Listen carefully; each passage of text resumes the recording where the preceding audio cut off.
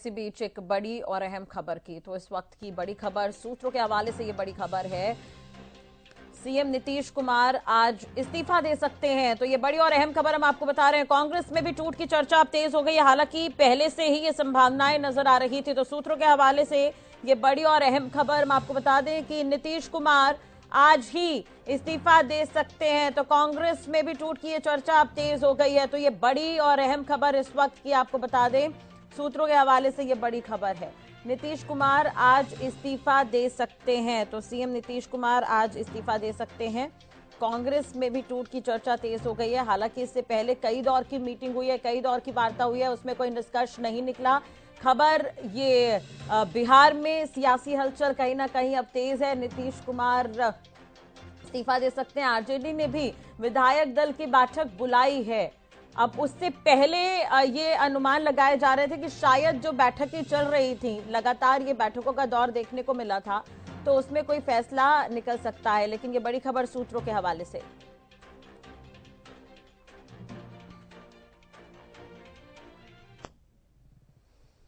इसी बीच एक और बड़ी और अहम खबर आपको बता दें, इस वक्त बिहार में सियासी हलचल तेज है।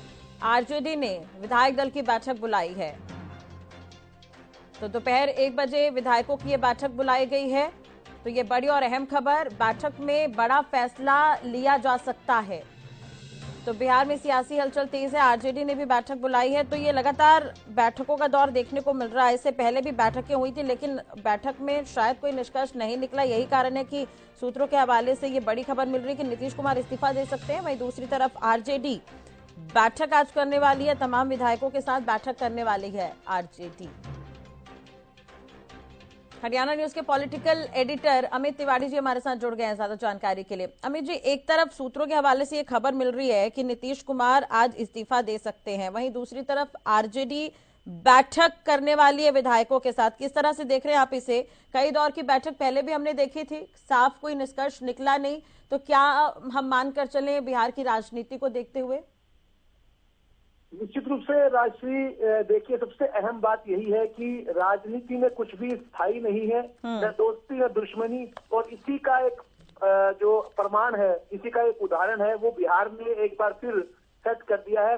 और किसी के लिए भी राजनीति में दरवाजे कभी स्थायी रूप से बंद नहीं होते।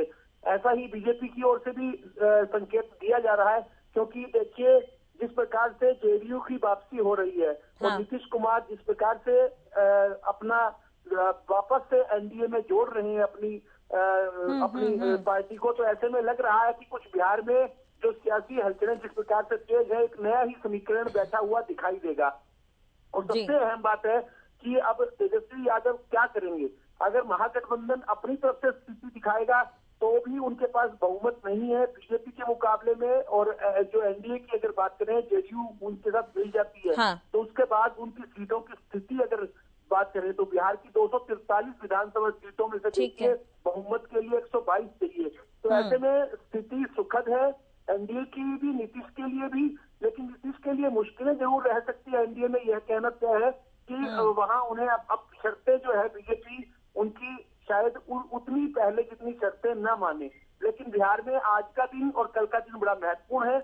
और देखने वाली बात होगी कि जो जेडीयू है वो आज किस प्रकार से अपना निर्णय ले लेती है, और साथ साथ आरजेडी क्या करती है और तेजस्वी यादव अपना क्या क्या अहम निर्णय लेते हैं। क्योंकि जिस प्रकार से उन्होंने बैठक बुलाई है, उससे लगता है कि काफी कुछ नया होने वाला है। नया एक तरह से राजनीति की एक नई प्रयोगशाला जो बिहार में देखने को मिल रही है, वो अपने आप में ही कई जो सियासत में जो है एक इतिहास में दर्ज हो जाएगी। जी बिल्कुल। अमित जी, एक तरह से आप ये भी देखिए, तेजस्वी यादव इससे पहले ये बयान देते हुए नजर आए थे कि अब ये स्थिर सरकार है, अब तो कुछ बदलाव की संभावना नहीं है। लेकिन अब अगर ये स्थिति आती है, जैसा कि आप जिक्र कर रहे हैं एनडीए के साथ और जेडीयू का जिक्र आप कर रहे हैं, तो समीकरण क्या बनेंगे उसके बाद?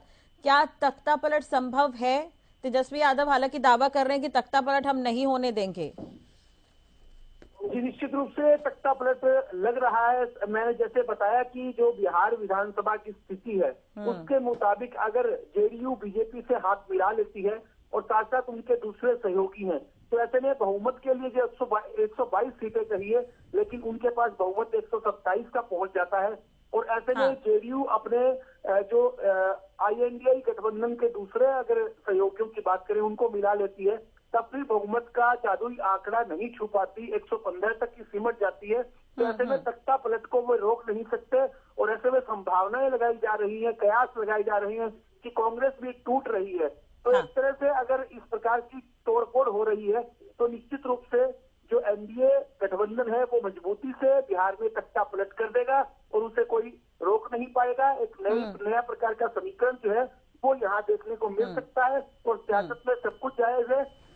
ऐसा पहले भी महाराष्ट्र में भी देखने को मिला है और अब बिहार में भी ऐसा देखने को मिलेगा। चाहे बेशक तेजस्वी यादव कितना ही बड़ा दावा कर दे, लेकिन बिहार के लिहाज से सियासी जो सत्ता पलट का जो संभावना है वो बड़ी मजबूती से यहाँ दिखाई दे रही है। राजश्री, चलिए, लेकिन अमित जी, जो तस्वीरें अभी बिहार की बन रही है उसे देखकर हम ये कहें कि मध्य प्रदेश में भी यही तस्वीरें सामने आई थी, वहां पे पार्टी टू पार्टी बदलाव नहीं थे, वहां पे सिंधिया ने कहीं ना कहीं समीकरण बिगाड़े थे, या फिर यूं कह सकते हैं वो बीजेपी में शामिल हुए तो ये स्थिति देखने को मिली थी। लेकिन बिहार में NDA भी है, JDU भी है, RJD भी है, उधर कांग्रेस की स्थिति को भी अगर हम देखें तो कुल मिलाकर ये नई परिभाषा होगी, शायद ऐसा किसी राज्य में नहीं देखने को मिला होगा।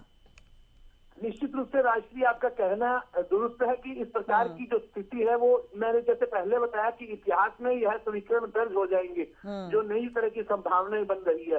देखिए, सिंधिया का जो एक अलग उनका मामला था, लेकिन बिहार के लिहाज से यह राजनीति एक अलग तरह की मोड़ ले रही है और जो नीतीश कुमार की राजनीतिक महत्वाकांक्षाएं हैं उनकी पूर्ति जो है वो अब उन्हें लगता है, उनका मन बार बार डोलता है, वो असमंजस की स्थिति में रहते हैं, लेकिन कभी JDU से कभी उनकी शर्तें नहीं मानी जाती। ऐसे में उन्हें भी उम्मीद थी कि INDI गठबंधन का उन्हें जो है संयोजक बनाया जाएगा। वहां उन्हें संयोजक पद नहीं मिला, उससे उनके अंदर नाराजगी थी और अब वो नाराजगी देखिए किस प्रकार से बिहार की राजनीति का समीकरण बदल रही है। वो जो नाराजगी थी वो इस परवान चढ़ गई है और अब देखने वाली बात है कि अब वे किस प्रकार से कितना हाथ मिलाते हैं। और देखिए, जैसे मैंने पहले कहा था कि जिस प्रकार से कर्पूरी ठाकुर को भारत रत्न दिया गया, तो वो एक तरह से एक बीजेपी का प्रयोग ही था, मास्टर स्ट्रोक था और उसने भी राजनीति को कुछ बदला है बिहार की। और ऐसे में अब JDU का मन बदलना, नीतीश कुमार का मन बदलना, एक तरह से बीजेपी ने जो अपनी चाल चली थी, सियासी चाल चली थी, उसमें वह कामयाब होती दिखाई दे रही है। जी, ठीक कह रहे हैं। और कांग्रेस के टूट का अगर हम जिक्र करें तो ये कोई पहला राज्य नहीं है, बाकी राज्यों में भी लगभग यही स्थिति, तो उस पर भी अब उन्हें मंथन करने की और आवश्यकता हो जाएगी कहीं ना कहीं। बहुत बहुत शुक्रिया अमित जी बातचीत करने के लिए, जानकारी देने के लिए। तो हालांकि आज का दिन और कल का दिन काफी अहम है बिहार के लिए और देखने वाली बात होगी कि बैठक में क्या कुछ निकलकर सामने आता है।